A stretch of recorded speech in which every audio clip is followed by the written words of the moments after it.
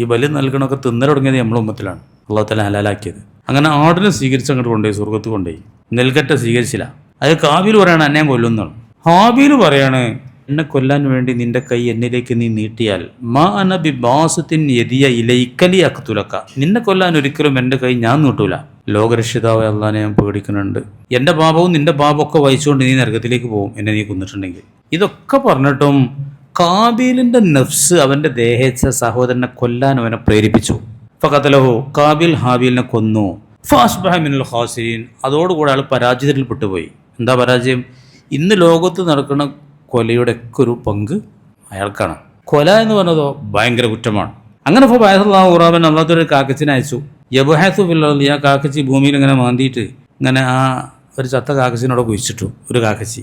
ഇയാൾക്ക് ഈ ഹാബീലിനെ കൊന്നിടത്താ കാട്ടേണ്ടതെന്ന് അറിയില്ല. കാബീലിന് ആ കാക്കച്ചി കാണിച്ചു കൊടുക്കാൻ വേണ്ടി കൈഫ യുവാരി സൗഅത്താഹി, സഹോദരന്റെ ജഡം എങ്ങനെയാണ് മറവടക്കേണ്ടതെന്ന് കാണിച്ചു കൊടുക്കാൻ വേണ്ടി അതൊരു കാക്കച്ചിന് വിട്ടതാ. ആ കാക്കച്ചി വന്ന് കാട്ടുന്നത് കണ്ടപ്പോ ഇവൻ പറയണ ആര്? കാബീല്. യാ വൈലത്താ, നാശമേ, അജസ്തു അന്നക്കൂന മിഥല ഹാദൽ ഖുറാബി, ഈ കാക്കച്ചിയേക്കാളും പരാജയമായല്ലോ ഞാൻ. അത്ര എനിക്ക് വിവരം ഉണ്ടായില്ലല്ലോ. എൻ്റെ സഹോദരൻ്റെ മൃതദേഹം സംസ്കരിക്കാനും മറയാനൊന്നും എനിക്ക് പറ്റിയില്ലല്ലോ. എനിക്കത് അറിഞ്ഞില്ലല്ലോ ഐഡിയ. കാക്കച്ചിക്കാണല്ലോ ഇപ്പോൾ ഐഡിയ എന്നെ കടലുള്ളത്. ഫഅസ്ബഹ മിൻ നാദിമിൻ, ആ കാര്യത്തിൽ അദ്ദേഹം ദുഃഖിക്കുന്നു, വെല്ലപ്പെട്ടു പോയി. ഭയങ്കര സങ്കടമായി. കൊന്നേനല്ല, കാക്കച്ചിനെക്കാട്ടിലും പരാജയം എന്ന് വെച്ചിട്ട്.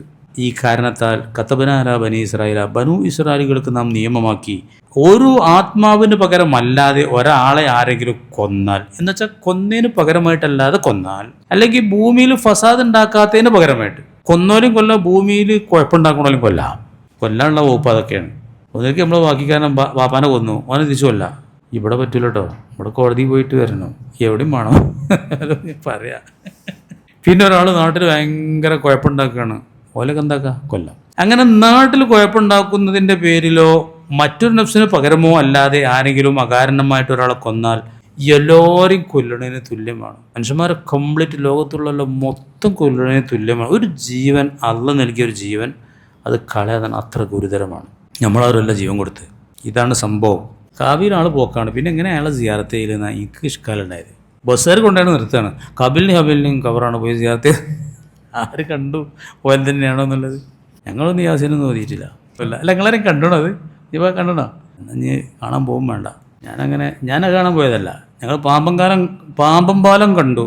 അത് കാണാൻ മാത്രമുണ്ട്. അത് കണ്ടപ്പോൾ പിന്നെ മറ്റേ സ്ഥലം കാണാൻ പോയി.